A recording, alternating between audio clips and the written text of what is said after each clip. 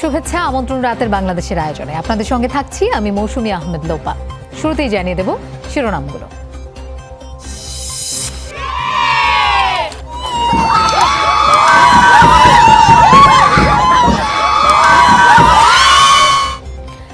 এসএসসিতে 100 জনে 95 জনই উত্তীর্ণ, 1,83,000-এর বেশি জিপিএ 5। পরীক্ষা দিয়ে পাশ করায় খুশি শিক্ষার্থীরা। নিজেদের যে আমরা যাচাই করতে পেরেছি এজন্য পরীক্ষা হওয়াতে আমাদের খুবই ভালো হয়েছে এবং আমরা খুশি। করোনা মহামারীতে অনলাইন ক্লাস বিভিন্ন মাধ্যমে আমরা যে পড়ালেখা করে আমরা আমাদের কাঙ্ক্ষিত রেজাল্ট পেয়েছি। ঘরে ঘরে শিক্ষার আলো ছড়িয়ে দিতে কাজ করছে সরকার, জানালেন প্রধানমন্ত্রী। করোনাকালে অনলাইন কার্যক্রম বাড়ানোর তাগিদ। করোনা কখনো বাড়ছে কখনো কমছে, যদি প্রাদুর্ভাব বেশি দেখা দেয় অনলাইনে শিক্ষা যাতে প্রত্যেক ঘরে ঘরে পৌঁছায় সে ব্যবস্থাটা নিতে হবে।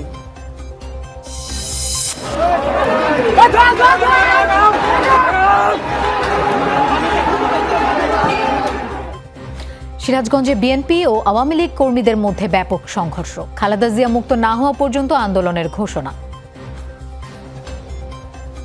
যতদিন পর্যন্ত দেশনেত্রী বেগম খালেদা জিয়ার মুক্তি আনতে পারছি আমাদের আন্দোলন চলবে চলবে চলবে।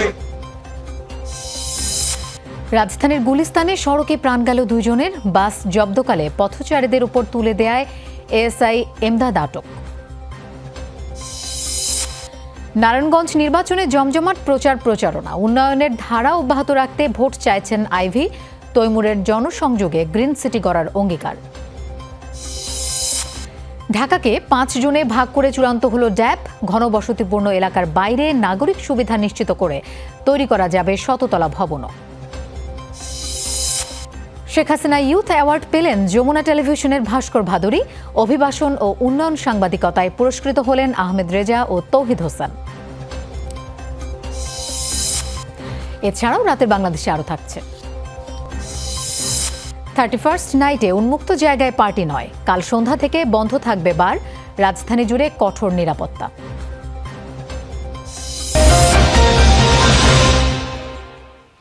এতক্ষণ শিরোনাম দেখছিলেন, এবার যাচ্ছে পুরো খবরে। এসএসসি ও সমমানের পরীক্ষার ফল প্রকাশ হয়েছে। গড় পাশের হার 93.58%। জিপিএ 5 পেয়েছে 1,83,340 শিক্ষার্থী। দুপুরে রাজধানীর বিআইসিসি সম্মেলন কেন্দ্রে শিক্ষামন্ত্রী বলেন, এই ফল বিবেচনায় নিয়ে সরলীকরণ করা যাবে না যে শিক্ষার মান বেড়েছে। তবে অতিমারিকালে ফল নিয়ে সার্বিকভাবে খুশি শিক্ষার্থী, অভিভাবক ও শিক্ষকরা।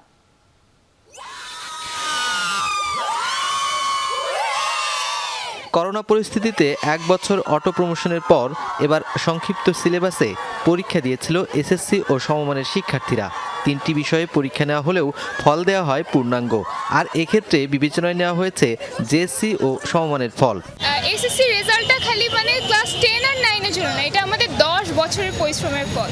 সো আজকে যদি জিপিএ 5 পাওয়ার পরে ইটস অ্যামেজিং। নিজেদের যে আমরা যাচাই করতে পেরেছি এজন্য পরীক্ষা হওয়াতে আমাদের খুবই ভালো হয়েছে এবং আমরা খুশি।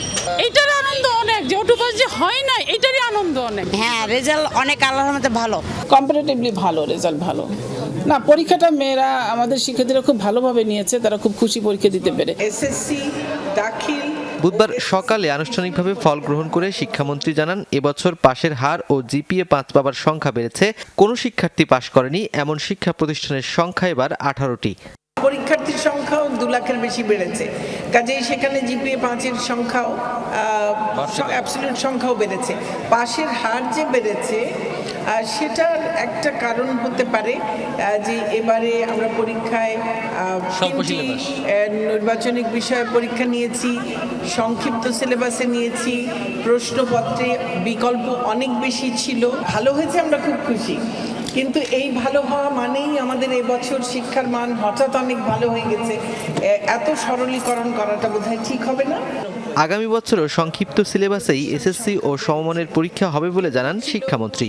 করোনা পরিস্থিতি অনুকূলে থাকলে জুন জুলাই হতে পারে পরীক্ষা। যদি খুব বেশি অসুবিধা না হয় তাহলে আগামী বছরের পরীক্ষাটা আমরা জুন জুলাইয়ের মধ্যে করে ফেলতে চেষ্টা করব। তাহলে তো অনেকখানি আমরা কভার করেই ফেলতে পারব। তবে আবারও বলছি, সবকিছুই নির্ভর করবে অতিমারির গতি প্রকৃতির ওপরে।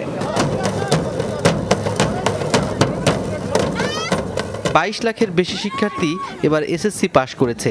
উচ্চ মাধ্যমিকের ভর্তি প্রক্রিয়া শুরু হবে 5 জানুয়ারি থেকে। আসন সংকট হবে না বলেই জানাচ্ছেন শিক্ষামন্ত্রী।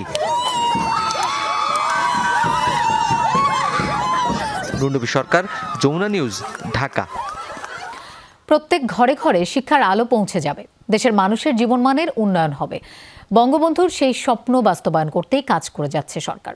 এমনটা জানিয়ে প্রধানমন্ত্রী শেখ হাসিনা বলেছেন, করোনায় শিক্ষা কার্যক্রম যেন ব্যাহত না হয়, সেজন্য অনলাইন শিক্ষা কার্যক্রম চালিয়ে নিতে এবং তৃণমূল পর্যন্ত টিকা কার্যক্রম পৌঁছে দিতে শিক্ষা ও স্বাস্থ্য মন্ত্রণালয়কে কঠোর নির্দেশ দিয়েছেন তিনি।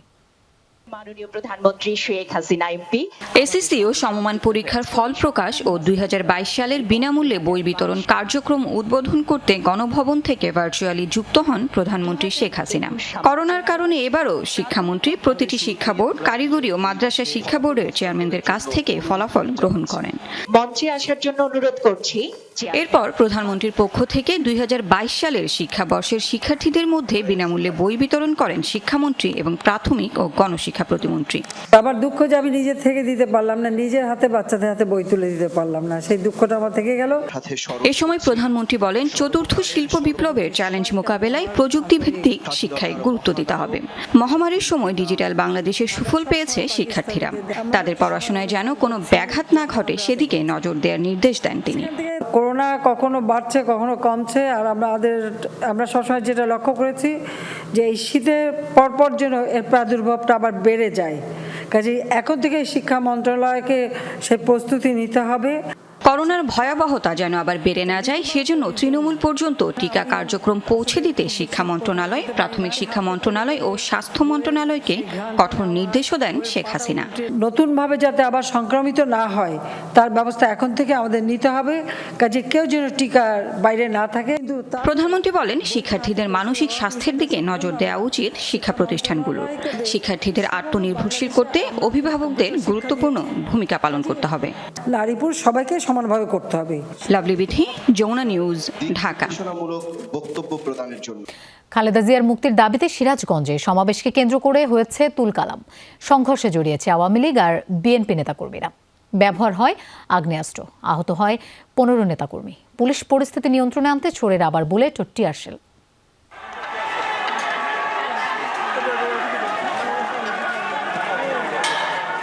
খালেদা জিয়ার মুক্তি দাবিতে বিএনপির পূর্ব নির্ধারিত জনসভা ছিল সিরাজগঞ্জে।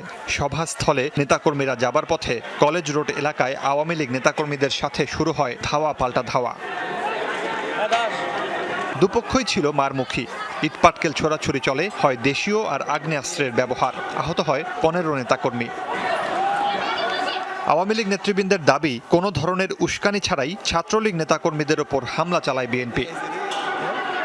তারা মিছিলে যাওয়ার সময় অতর্কিতভাবে আমার ছাত্রলীগের ছেলেদের উপরে হামলা করার পরে তারা পরিকল্পিতভাবে শহরকে অস্থিতিশীল অবস্থা তৈরি করার জন্য ব্যবসা প্রতিষ্ঠানে হামলা করছে। চৌরাস্তার মসজিদের সামনে যে বিল্ডিংটা আছে সেই বিল্ডিংয়ে প্রচুর পাথর, বোম, হেলমেট এবং প্রচুর কর্মীরা এখন জড়ো ছিল, ওখান থেকে তারা আক্রমণ শুরু করছে।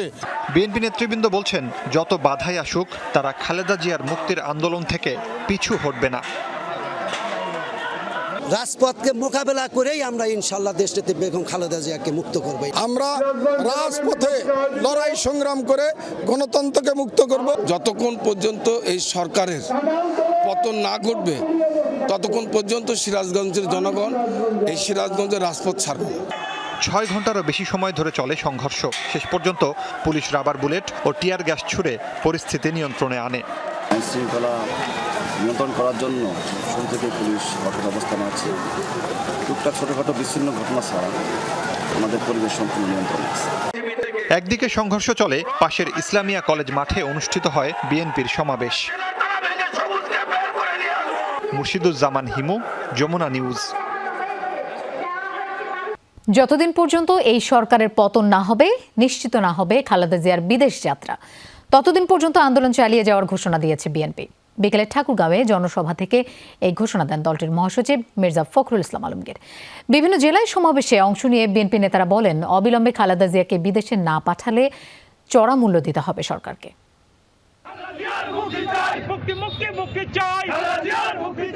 খালেদা জিয়ার মুক্তি ও উন্নত চিকিৎসার জন্য বিদেশে পাঠানোর দাবিতে রাজধানী ঢাকা সহ দেশের বিভিন্ন জেলায় সমাবেশ করেছে বিএনপি।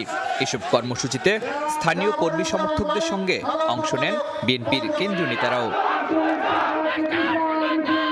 22 থেকে 30 ডিসেম্বর পর্যন্ত 32 জেলায় এ কর্মসূচির শেষ দিনে বৃহস্পতিবার ঠাকুরগাঁয়ে সমাবেশে যোগ দেন বিএনপি মহাসচিব। হুঁশিয়ারি দেন, খালেদা জিয়াকে উন্নত চিকিৎসার জন্য বিদেশে না পাঠালে ভয়াবহ পরিণতি ভোগ করতে হবে সরকারকে।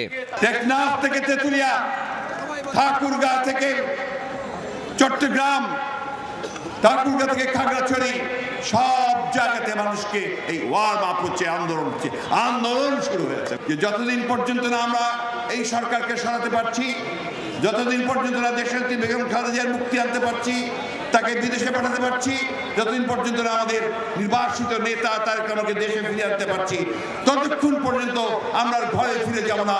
আমাদের আন্দোলন চলবে চলবে চলবে ইনশাআল্লাহ। একই দাবিতে সমাবেশ হয়েছে পার্বত্য জেলা খাগড়াছড়িতে। আশপাশের জেলা থেকেও সমাবেশে যোগ দেন বিএনপি নেতাকর্মীরা। ব্যানার ফেস্টুন হাতে নেত্রীর মুক্তির দাবিতে সরব দেখা গেছে দলীয় নেতাকর্মীদের।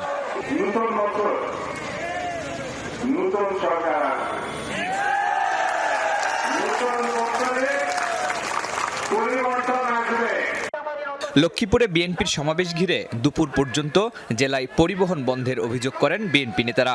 বিকল্প উপায়ে বিভিন্ন উপজেলা থেকে নেতাকর্মীরা যোগ দেন সমাবেশে। প্রধান অতিথির বক্তব্যে আমির খসরু মাহমুদ চৌধুরী বলেন, সংলাপের মধ্য দিয়ে সংকটের কোনো সমাধান হবে না। আগামী দিনে যে নির্বাচন আসছে, সেই নির্বাচনে কিভাবে ভোট চুরি করবে সেই আলোচনার মাধ্যমে তারা কাজ শুরু করবে। আমরা সেদিকে যাব না। আমরা আমাদের আন্দোলন, আমাদের আপসহীন নেত্রী গণতন্ত্রের মার আন্দোলন থেকে সামান্য মাত্র বিচ্যুত হব না। জাতীয় প্রেস ক্লাবের সামনের সড়কে সমাবেশ করেছে ঢাকা জেলা বিএনপি। নেতাদের অভিযোগ, শুধু এক ব্যক্তির প্রতিহিংসার কারণে উন্নত চিকিৎসা পাচ্ছেন না খালেদা জিয়া। এছাড়া একই স্থানে 30 ডিসেম্বরকে ভোটাধিকার হরণের কালো দিবস হিসাবে পালন করেছে বিএনপি। দাবি আদায়ে দল মত নির্বিশেষে সবাইকে রাজপথে নেমে আসার আহ্বান জানান বিএনপি নেতারা। শরীফুল ইসলাম খান, যমুনা নিউজ, ঢাকা। বিএনপি চেয়ারপারসন খালেদা জিয়ার পরিবারের আবেদন আগেই নিষ্পত্তি করা হয়েছে, এটা নতুন করে বিবেচনার কিছু নেই বলে জানিয়েছেন আইনমন্ত্রী আনিসুল হক। জাতীয় প্রেস ক্লাবে মিট দ্য ওকাবের অনুষ্ঠানে তিনি একথা বলেন। এটা নিষ্পত্তিকৃত। তো আমার বক্তব্য হচ্ছে, আমি এখন নিষ্পত্তিকৃত কোনো দরখাস্ত আবার নতুন করে যদি রিভাইভ করি, আমি আপনাদের কাছে প্রশ্ন রাখি, তাহলে পরে তো কোনো দরখাস্তই কোনোদিনই নিষ্পত্তিকৃত হবে না, কোনোদিনই না। তো কথা হচ্ছে, এই প্রেসিডেন্ট তো আমার পক্ষে আইনমন্ত্রী হিসাবে ক্রিয়েট করা সম্ভব না। দেশের 23তম প্রধান বিচারপতি হিসেবে নিয়োগ পেয়েছেন আপিল বিভাগের বিচারপতি হাসান ফয়েজ সিদ্দিকী। রাষ্ট্রপতি এই নিয়োগ দিয়েছেন। বিদায়ী প্রধান বিচারপতি সৈয়দ মাহমুদ হোসেন আগামীকাল অবসরে যাবেন। এরপরই দায়িত্ব গ্রহণ করবেন নবনিযুক্ত প্রধান বিচারপতি হাসান ফয়েজ সিদ্দিকী। কাল বিকেলে বঙ্গভবনে রাষ্ট্রপতি আব্দুল হামিদ তাকে শপথ পড়াবেন। আপিল বিভাগের বিচারপতি হাসান ফয়েজ সিদ্দিকী দেশের 23তম প্রধান বিচারপতি হিসেবে শপথ নিতে যাচ্ছেন। বিচারপতি হাসান ফয়েজ সিদ্দিকী 1956 সালের 26 সেপ্টেম্বর তিনি কুষ্টিয়া জেলার সম্ভ্রান্ত মুসলিম পরিবারে জন্মগ্রহণ করেন। তিনি মরহুম আব্দুল গফফার মোল্লা ও মরহুমা নূরজাহান বেগমের সন্তান। তিনি 1972 সালে জানিপুর পাইলট হাই স্কুল থেকে এসএসসি পাশ করেন। 1974 সালের সাতক্ষীরা সরকারি পিসি কলেজ থেকে আইএসসি, পরে একই কলেজ থেকে বিএ পাশ করেন। তিনি মাস্টার্স করেন ঢাকা বিশ্ববিদ্যালয়ের রাষ্ট্রবিজ্ঞান বিভাগ থেকে এবং এলএলবি ধানমন্ডি ল কলেজ থেকে। 1981 সালে ঢাকা জজ কোর্টে আইন পেশায় যোগদান করেন। 1983 সালে হাইকোর্ট বিভাগে এবং 1998 সালে আপিল বিভাগে আইনজীবী হিসেবে অন্তর্ভুক্ত হন তিনি। আইন পেশায় দীর্ঘদিন সুনামের সাথে দায়িত্ব পালন শেষে হাসান ফয়েজ সিদ্দিকী 2001 সালে হাইকোর্টে অতিরিক্ত বিচারপতি এবং 2009 সালে হাইকোর্ট ডিভিশনে স্থায়ী বিচারপতি হিসেবে নিয়োগ লাভ করেন। পরবর্তীতে 2013 সালের 28 মার্চ আপিল বিভাগের বিচারপতি হিসেবে নিয়োগ পান। হাসান ফাইজ সিদ্দিকী খুলনা সিটি কর্পোরেশন, কুষ্টিয়া পৌরসভা, জালালাবাদ গ্যাস ট্রান্সমিশন সংস্থা এবং স্বরাষ্ট্র মন্ত্রণালয়ের প্রধান আইন উপদেষ্টা হিসেবে কাজ করেন। এছাড়াও তিনি দেশের অতিরিক্ত অ্যাটর্নি জেনারেল হিসেবে কাজ করেছেন। 2015 সালের 30 এপ্রিল থেকে বাংলাদেশ জুডিশিয়াল সার্ভিস কমিশনের চেয়ারম্যানের দায়িত্ব পালন করছেন। ইব্রাহিম খলিল, যমুনা নিউজ, ঢাকা। কঠিন পরিস্থিতি ও দুর্যোগ মোকাবেলায় যুব সমাজের মধ্যে নেটওয়ার্ক আরও শক্তিশালী করে মানুষের পাশে দাঁড়ানোর আহ্বান জানিয়েছেন রাষ্ট্রপতি আব্দুল হামিদ। মুসলিম বিশ্বের যুবকদের বৃহৎ প্ল্যাটফর্ম ঢাকা ওয়াইসি ইউথ ক্যাপিটালের সমাপনী অনুষ্ঠানে তিনি এই আহ্বান জানান। আর অনুষ্ঠানে শেখ হাসিনা ইউথ ভলান্টিয়ার অ্যাওয়ার্ডে ভূষিত হয়েছেন যমুনা টেলিভিশনের সিনিয়র রিপোর্টার ভাস্কর ভাদুরী। মুসলিম দেশগুলোর মধ্যে বৃহৎ যুব প্ল্যাটফর্ম ওয়াইসি ইউথ ক্যাপিটাল 2020-এর বছরব্যাপী আয়োজন ছিল ঢাকায়। Dhaka as the Owaisi youth capital 2020। রাজধানীর ওসমানী স্মৃতি মিলনায়তনে অনুষ্ঠিত হয় আয়োজনের সমাপনী। ভার্চুয়ালি অংশ নেন রাষ্ট্রপতি আব্দুল হামিদ। তরুণদের ঐক্যবদ্ধ হওয়ার আহ্বান জানিয়ে রাষ্ট্রপতি বলেন, সংখ্যা হিসেবে বাংলাদেশে যুবকরা অনেক এগিয়ে। এই যুবশক্তিকে কাজে লাগানোর তাগিদ দেন তিনি। Makes me proud to say that the youth are the frontier force of our recent development. Bangladesh has a majority of youth, having one of the highest demographic dividends in the world, and it is our hopeful and confident prediction that this youth will bring about a better future. এ সময় বিশ্বের বিভিন্ন দেশের ব্যক্তি ও সংগঠনকে Bangabandhu youth volunteer award দেওয়া হয়। এছাড়া বাংলাদেশের বিভিন্ন প্রতিষ্ঠান ও ব্যক্তিদের দেওয়া হয় Sheikh Hasina youth volunteer award. করোনাকালের বিভিন্ন সেবা নিয়ে প্রতিবেদন তৈরি করে এই পুরস্কার পান যমুনা টেলিভিশনের সিনিয়র রিপোর্টার ভাস্কর ভাদুরী। সম্মাননা পান বিদ্যানন্দ ফাউন্ডেশন সহ বেশ কয়েকজন চিকিৎসকও। পররাষ্ট্রমন্ত্রী AK আব্দুল মোমেন, যুব ও ক্রীড়া প্রতিমন্ত্রী জাহিদ হাসান রাসেল ও মালদ্বীপের যুবমন্ত্রী রাষ্ট্রপতির পক্ষ থেকে এই অ্যাওয়ার্ড তুলে দেন। এই সম্মাননা মানুষের পাশে দাঁড়াতে আরও উৎসাহ দেবে বলে জানান পুরস্কার প্রাপ্তরা। করোনার সময় তো যে পরিস্থিতি থেকে পেরেছে, কর্মক্ষেত্রের দিক দিয়ে কাজ করেছে, সেক্ষেত্রে সাংবাদিকরা কোনো ক্ষেত্রে পিছিয়ে থাকেনি। সামনের দিনে তো অবশ্যই মানুষের পাশে থাকবো, কারণ যেহেতু মানুষের পাশে থাকার জন্য সাংবাদিকতা করি। সেদিন যুদ্ধটা করেছিলাম আসলে মানুষের পাশে দাঁড়ানোর জন্য। এই যে একটা অ্যাওয়ার্ড, একটা ইন্সপিরেশন দিল আরও শক্তভাবে মানুষের পাশে যেন সামনেও দাঁড়াতে পারি। আমাদের কর্তব্য, দায়িত্ব এবং এগিয়ে চলার আরও বেশি রাস্তা প্রশস্ত হয়ে যাবে, আমরা সেভাবে এগিয়ে চলতে চাই। অনলাইন ও সশরীরে বছরব্যাপী আয়োজনে অংশ নেন ওআইসি-ভুক্ত দেশের কয়েকশো তরুণ তরুণী। মনিরুল ইসলাম, যমুনা নিউজ, ঢাকা। অভিবাসন বিষয়ক সাংবাদিকতায় টানা দ্বিতীয়বারের মতো ব্র্যাক মাইগ্রেশন মিডিয়া অ্যাওয়ার্ড পেলেন যমুনা টেলিভিশনের সিনিয়র রিপোর্টার আহমেদ রেজা। আর মূল্যস্ফীতির পরিসংখ্যানে বিভ্রান্তি বিষয়ক প্রতিবেদন করে ডেভেলপমেন্ট জার্নালিস্ট ফোরাম অব বাংলাদেশের বেস্ট রিপোর্টিং অ্যাওয়ার্ড পেয়েছেন যমুনা টেলিভিশনের আরেক সিনিয়র রিপোর্টার তৌহিদ হোসেন। রাজধানীতে আলাদা অনুষ্ঠানে দুজন মন্ত্রী তাদের হাতে এই পুরস্কার তুলে দেন। রাজধানীর মহাখালীর ব্রাক সেন্টারে ব্রাক মাইগ্রেশন মিডিয়া অ্যাওয়ার্ড অনুষ্ঠান। এতে টানা দ্বিতীয়বারের মতো পুরস্কৃত হলেন যমুনা টেলিভিশনের সিনিয়র রিপোর্টার আহমেদ রেজা।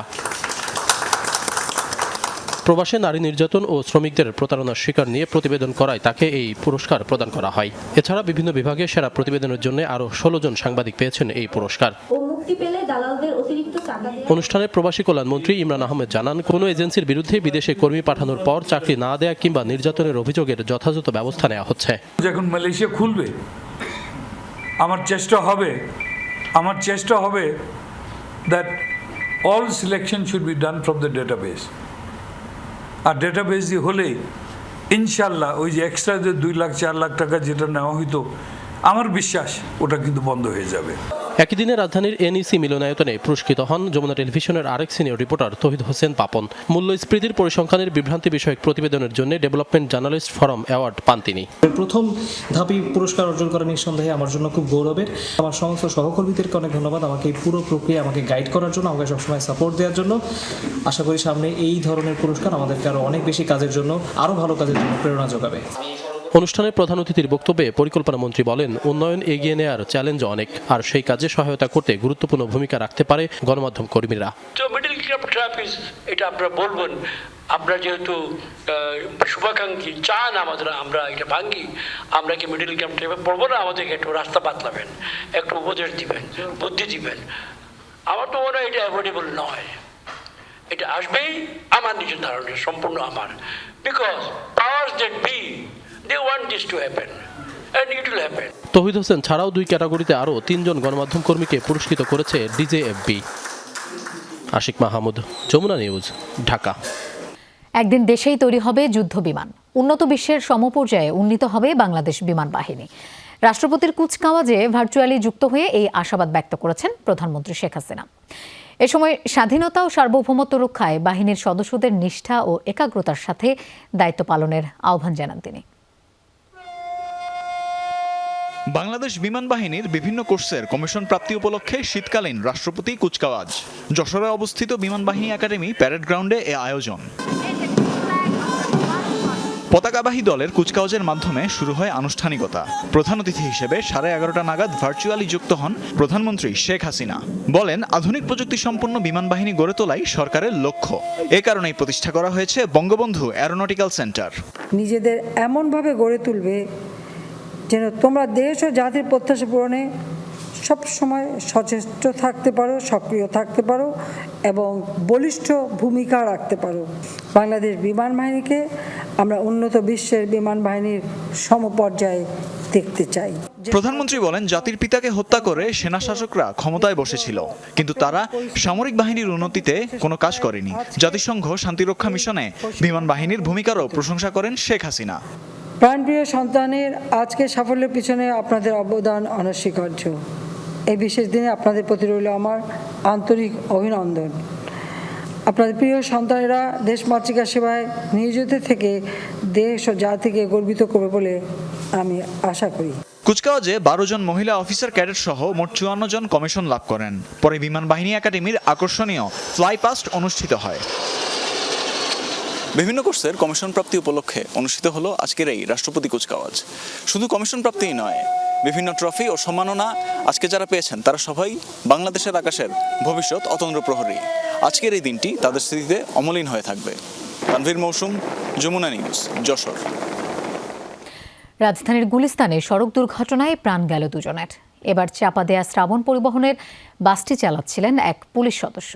পুলিশের দাবি, প্রথমে হানিফ ফ্লাইওভারে এক পুলিশ সদস্যকে ধাক্কা দিয়ে বাসের চালক পালিয়ে যায়। এরপর ফাঁকা বাসটি চালাচ্ছিলেন পুলিশের এএসআই এমদাদুল হক, তুলে দেন পথচারীদের ওপর। আর এতেই ঘটে মর্মান্তিক এই দুর্ঘটনা। এতে আরও 2 জন আহত হয়েছেন। এসআই এমদাদুল হককে গ্রেফতার করেছে পুলিশ। মর্গে পড়ে আছে ক্ষতবিক্ষত শুকুর মাহমুদ বাবুলের মরদেহ। দেখে চেনাও কষ্টকর। খবর শুনে ছুটে আসেন বড় ভাই গোলাম মোস্তফা। যুক্তরাষ্ট্র প্রবাসী বাবুল 2 মাস আগে ছুটি কাটাতে দেশে এসেছিলেন। যুক্তরাষ্ট্রে থাকা স্বজনদের কাছে আর ফেরা হলো না তার। আমাকে কিন্তু ফোন করছে, ফোন করে বলছে যে বাবা আপনার ভাই ঢাকা আপনার কী হয়? আমি বললাম আমার ছোটো ভাই। প্রথম কিছু বলে নাই, পরে বলে ছোটো ভাই। পরে বলতেছে আপনার ভাই ঢাকা মেডিকেল, আপনি তাড়াতাড়ি ঢাকা মেডিকেল আসেন। এগুলো একদম লাল রক্ত এগুলো ভেঙে গেছে। এই ঘটনায় নিহত আরেকজন সাভারের বাসিন্দা। যদি ব্রেকে করতো তাহলে তো একজনের মাথা ভাঙে এদিকে আইতো না। এখন বুঝার হালকা ধাক্কায় কিন্তু এতটা ক্ষতি হয় না, আর যেহেতু রিস্কেও অনেকগুলো ক্ষতি হচ্ছে। দুর্ঘটনার পর উত্তেজিত জনতা সেই পুলিশ সদস্যের উপর চড়াও হন। দ্রুত আইন শৃঙ্খলা বাহিনীর সদস্যরা তাকে উদ্ধার করেন। পুলিশের দাবি, দুর্ঘটনা ঘটার আগে বাসটি নাসির নামে এক পুলিশ সদস্যকে ধাক্কা দেয়। চালক পালিয়ে গেলে এএসআই এমদাদুল বাসটি ফ্লাইওভার থেকে নামিয়ে পুলিশ বক্সের সামনে নিচ্ছিলেন। ব্রেক ফেল করায় পথচারীর উপর উঠে যায় বাসটি। যখন এই বাস ফেলে দিয়ে বাসের ড্রাইভার হেল্পার চলে যায়, তখন এই বাসটিকে নিরাপদে স্থানে আনার জন্য এবং আহত কনস্টেবলকে হসপিটালে পাঠিয়ে যখন বাসটি নিয়ে আসে তখন ব্রেক ফেল করে একটা দুর্ঘটনা ঘটে। গাড়ির ধাক্কায় আহত পুলিশ সদস্য নাসির মিটফোর্ড হাসপাতালে চিকিৎসাধীন আছেন। গাড়িটি এএসআই এমদাদুল হক চালাচ্ছিলেন বলে তার বিরুদ্ধে সড়ক পরিবহন আইনে মামলা হয়েছে। ঘটনার পরপরই তাকে থানা হেফাজতে নেয় পুলিশ। ঘটনা যেহেতু পুলিশ স্টিয়ারিংয়ে ছিল, পুলিশ সদস্যকে সাথে সাথেই আমরা পুলিশ হেফাজতে নেই এবং তাকে কিন্তু এখন আমাদের এই পল্টন থানার হেফাজতে। বাসের মূল চালককেও ধরার চেষ্টা চলছে বলে জানায় পুলিশ। আল আমিন হক, যমুনা নিউজ, ঢাকা। ঘনবসতিপূর্ণ এলাকায় ইচ্ছেমতো বহুতল ভবন নির্মাণ করা যাবে না। তবে সব নাগরিক সুবিধা নিশ্চিত করা হলে শততলা ভবন নির্মাণেও বাধা নেই বলে জানিয়েছেন এলজিআরডি মন্ত্রী। এসব পরিকল্পনা সহ ঢাকাকে 5টি জোনে ভাগ করে মন্ত্রিসভার বৈঠকে চূড়ান্ত হয়েছে ড্যাব। এতে রাজধানীর আবাসিক ও শিল্প এলাকাও চিহ্নিত করা থাকবে। চূড়ান্ত অনুমোদনের জন্য শিগগিরই এটি প্রধানমন্ত্রীর কার্যালয়ে পাঠানো হবে। রাজধানী ঢাকাসহ এর আশেপাশের 1528 বর্গ কিলোমিটার এলাকা থাকছে ডিটেইল এরিয়া প্ল্যান ড্যাপের আওতায়। এসব এলাকাকে 5টি জোনে ভাগ করা হবে। রমনা, সোহরাওয়ার্দী উদ্যানের মতো ঢাকা মহানগরে থাকবে 5টি আঞ্চলিক পার্ক, থাকবে 627টি স্কুল, 287টি স্বাস্থ্যকেন্দ্র। ড্যাপে বেশি গুরুত্ব পাবে ছোট ছোট প্লট মালিকদের এক ছাতার নিচে এনে ব্লক ভিত্তিক আবাসিক এলাকা গড়ে তোলার উপর। ছোট ছোট প্লট করলে সে একে তো বিল্ডিংটাও ছোট হচ্ছে, অল্প অল্প ছাড়তে হচ্ছে, যেন খোলা স্পেসটা সে রাখে এবং খোলা স্পেসটা ওনাদের নিজেদের ব্যবহারের জন্য। এটা একটা রেসিডেন্সিয়াল এলাকা, ওইখানে সে রেসিডেন্সিয়াল প্ল্যান পাবে। কমার্শিয়াল এলাকার কমার্শিয়াল প্ল্যান। ঘনবসতিপূর্ণ এলাকায় ইচ্ছেমতো বহুতল ভবন নির্মাণ করা যাবে না। এক্ষেত্রে গুরুত্ব পাবে নাগরিক সুবিধা। ঢাকা শহরে এখন রাস্তার পরিধি বাড়ানো এটা খুবই দুষ্কর বা কষ্টকর, কারণ রাস্তার দুই দিকেই বড় বড় বিল্ডিং হয়ে গেছে, ব্যবসা প্রতিষ্ঠান হয়ে গেছে। কিন্তু আমাদের যেটা আমরা চিন্তা করতেছি, জনঘনত্ব অনুসারে আমরা সেই ফ্যাসিলিটিসগুলি দিব। এই কথাটা একেবারে অমূলক। 6 তলা 3 তলার উপরে কোথায় বিল্ডিং করতে দেওয়া হবে না।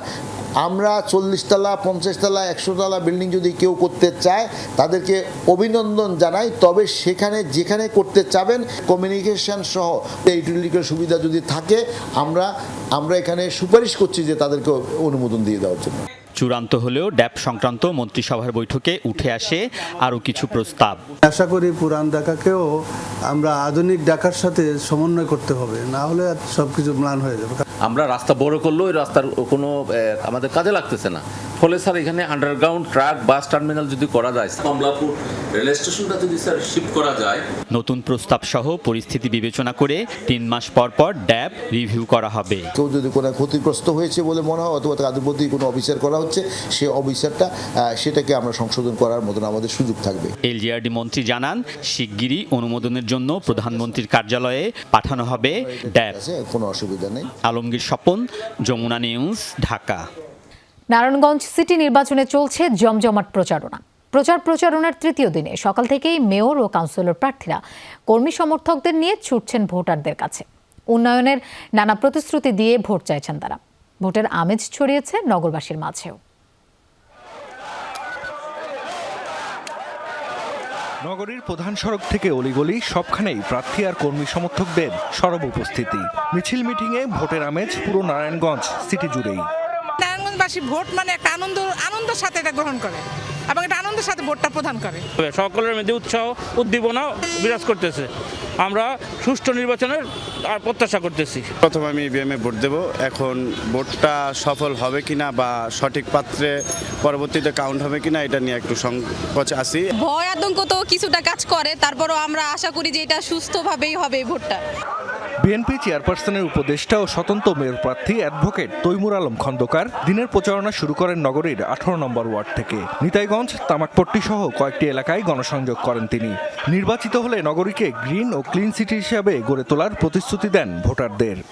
নারায়ণগঞ্জ শহর হবে সবুজ শহর এবং পরিচ্ছন্ন শহর, এবং এই সবুজ শহর করার জন্য প্রতিটি খালি জায়গা যে জায়গাটাকে একটা গাছ রোপণ করা যায় সেখানে একটা গাছ রোপণ করতে হবে। আওয়ামী লীগের মেয়র প্রার্থী ডাক্তার সেলিনা হায়াত আইভি নগরীর সিদ্ধিরগঞ্জের জালকুড়ি, মধ্য জালকুড়ি সহ বিভিন্ন পাড়া মহল্লায় প্রচারণা চালান। বিগত দিনের উন্নয়নের চিত্র তুলে ধরে পুনরায় নৌকায় ভোট চান তিনি। প্রতিদ্বন্দ্বী প্রার্থী হোল্ডিং ট্যাক্স কমানোর যে প্রতিশ্রুতি দিচ্ছেন তাকে স্টান্টবাজি বলে অভিহিত করেন আইভি। উনি ট্যাক্সটা নিয়ে একদমই স্রেফ স্ট্যান্টবাজি করছেন। ট্যাক্স আমাদের বাড়ানো হয় নাই, পানির করটা আমাদের যুক্ত হয়েছে সাথে। তবে যারা আপনার আর্থিকভাবে সচ্ছল নয়, অসচ্ছল, তারা দরখাস্ত করলে 15% কমিয়ে দেওয়া বা মওকুফ করে দেওয়ার রাইট আমি রাখি এবং আমি করেছিও প্রচুর পরিমাণে। মেয়র প্রার্থীদের পাশাপাশি কর্মী সমর্থকদের নিয়ে নির্বাচনী এলাকা মাতিয়ে রেখেছেন কাউন্সিলর প্রার্থীরা। জাহিদ হাসান, যমুনা নিউজ। 31st নাইটে উন্মুক্ত স্থানে কোনো পার্টি করা যাবে না। আগামীকাল সকাল থেকে শনিবার সকাল পর্যন্ত সকল বার বন্ধ থাকবে বলে জানিয়েছেন DMP commissioner Shafiqul Islam. 31st নাইটের নিরাপত্তা নিয়ে আয়োজিত সংবাদ সম্মেলনে তিনি বলেন, নির্দেশনা পালনে ব্যর্থ হলে সংশ্লিষ্টদের বিরুদ্ধে আইনানুগ ব্যবস্থা গ্রহণ করা হবে। বিশ্বজুড়েই ইংরেজি নববর্ষ ঘিরে থাকে বিশেষ আগ্রহ। পার্টি আর আতশবাজির ব্যবহারে জমজমাট উৎসব আয়োজনে মেতে ওঠেন অনেকেই। সাম্প্রতিক সময়ে আক্রান্তের সংখ্যা খানিকটা কমে আসলেও বিশ্ব স্বাস্থ্য সংস্থা থেকেই ইংরেজি বর্ষবরণ আয়োজনে নিরুৎসাহিত করা হচ্ছে। সম্মানিত নগরবাসী, তাদের ইংরেজি নববর্ষের শুভেচ্ছা জানাচ্ছি।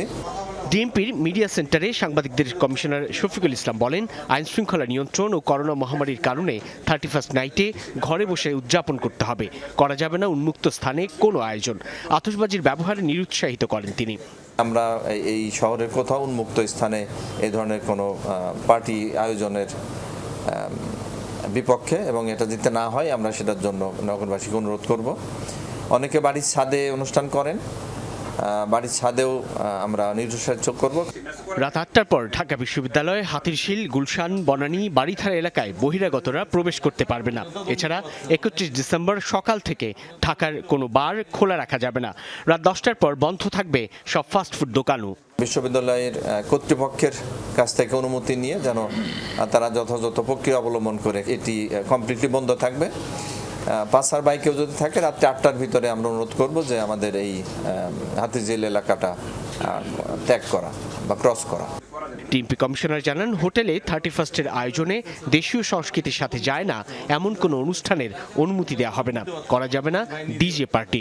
আমাদের কালচারের সাথে মিলে এই ধরনের কোনো অনুষ্ঠান তারা করতে পারবে। সাইফুদ্দিন রবিন, যমুনা নিউজ, ঢাকা। মহামারীর দাপটে বিশ্বজুড়ে এবারও অনেকটা আড়ম্বরহীন বর্ষবরণের আনুষ্ঠানিকতা। নানা কড়াকড়ি আর বিধিনিষেধে ভাটা পড়েছে উৎসব উদযাপনে। আমেজশূন্য উৎসবের জন্য বিখ্যাত স্থানগুলো নেই পর্যটকদের ভিড়।